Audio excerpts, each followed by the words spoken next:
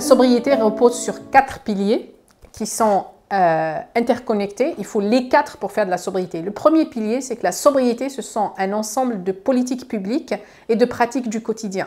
L'ordre dans lequel ces deux termes apparaissent est très important. C'est d'abord les politiques publiques qui déclenchent des pratiques du quotidien, par exemple la pratique du vélo, qui vont devenir des normes sociales et qui vont influencer le changement de comportement des individus. Le deuxième pilier, c'est que ces politiques-là, elles évitent en amont la demande et non pas la consommation, c'est la demande, c'est différent. Le troisième point, c'est que ces politiques-là doivent viser le bien-être de tous. Donc la sobriété, ce n'est pas pour juste avoir plus de bobos.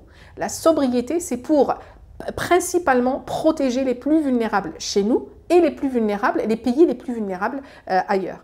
Et tout ça doit être fait dans le respect des limites planétaires.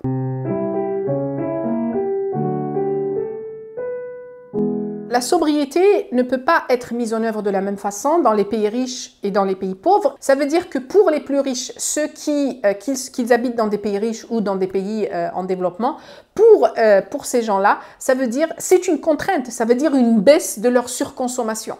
Parce que eux, ils surconsomment. Ils vont bien au-delà de ce que chaque être humain peut se permettre de consommer dans le cadre des limites planétaires.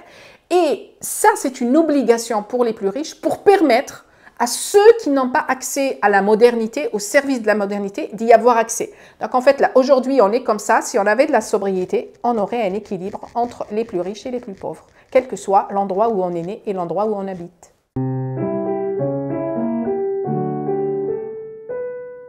Si on mettait en place de la sobriété dans les politiques des relations internationales, je préfère les appeler comme ça parce qu'il faudrait qu'on arrive à un équilibre dans les relations internationales, à ce moment-là, on ne mettrait plus, par exemple, on n'aurait plus des projets de compensation carbone. Je vous donne un exemple, le projet de compensation carbone où nous, les enfants gâtés des pays riches, on va prendre l'avion pour aller, par exemple, à Bali pour des vacances pour Noël, et puis on va payer quelques euros pour planter un arbre quelque part dans les pays du Sud. Parce que tout ça ne sert strictement à rien, ce n'est pas du tout du développement.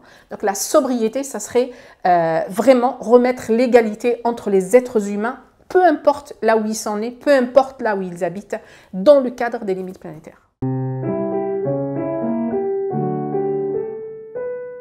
Pour répondre à cette question, en fait, pendant l'approbation du résumé pour décideurs du rapport du GIEC, le pays qui s'était opposé à la sobriété, c'est les États-Unis. Le pays qui avait soutenu fortement la sobriété, c'est l'Inde. Donc, on a la réponse. Les pays du Sud, lorsqu'on explique bien la sobriété, on comprend tout de suite que cela permet un rééquilibrage et que c'est un rééquilibrage en fait, qui vient de la physique, qui vient des limites planétaires, et donc qu'on ne peut pas remettre en question, que les politiques ne pourront pas remettre en question.